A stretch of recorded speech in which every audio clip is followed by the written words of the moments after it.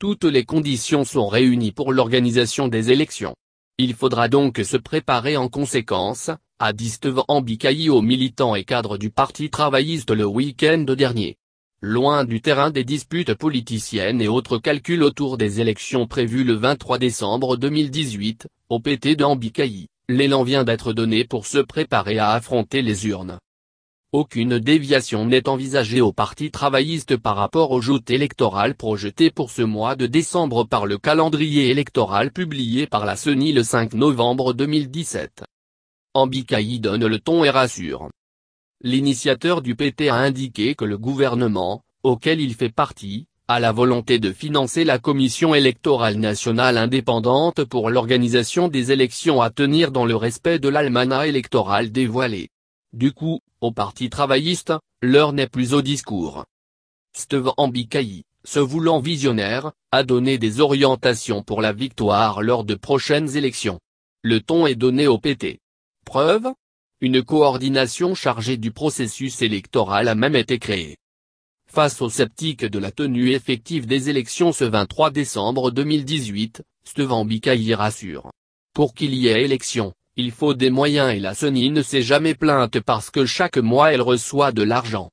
Lors de nos différentes réunions au gouvernement, le chef de l'État nous dit toujours d'être prêt pour les élections. Donc, il y aura bel et bien élection. Il y a des signes qui ne trompent pas. Il vous suffit de voir même le parti au pouvoir qui met tout en œuvre pour gagner les élections. Voilà pourquoi, j'ai mis sur pied une coordination qui va s'occuper des élections, a-t-il révélé. Ceux qui font des marches sont des gens qui ne sont pas prêts pour les élections. Au sujet des contestations incessantes d'une certaine frange de l'opposition, l'autorité morale du PT répond, en 2006, il y a eu des contestations, il y a des gens qui s'étaient mis en marge des élections, ceux qui étaient prêts à en participer. Je ne pense pas qu'on puisse bloquer les élections parce qu'il y a quelques personnes qui ne sont pas prêtes pour aller y participer. Par ailleurs, Steve Ambikayi pense que ceux qui multiplient les appels aux marches ne sont pas prêts pour les élections. Quand il y a des marches, c'est démocratique, mais il faut marcher avec une raison objective. J'aurais pu comprendre leur démarche si jamais la CENI n'était pas financée ou si on se rendait compte que le calendrier n'était pas respecté. Apparemment, ceux qui font des marches sont des gens qui ne sont pas prêts pour les élections. La meilleure façon de changer des régimes, c'est d'aller aux élections et si on se rend compte que l'accord n'est pas appliqué, la meilleure façon c'est de demander l'évaluation de l'accord par tous les signataires, ce n'est pas aller dans les rues pour tricher. On triche avec l'Église. Ceux qui font des marches n'ont qu'à appeler les Congolais les jours ouvrables pour faire des marches. Il ne faut pas tricher, détourner des fidèles qui vont prier pour les amener à la marche, a-t-il expliqué. Coordination électorale.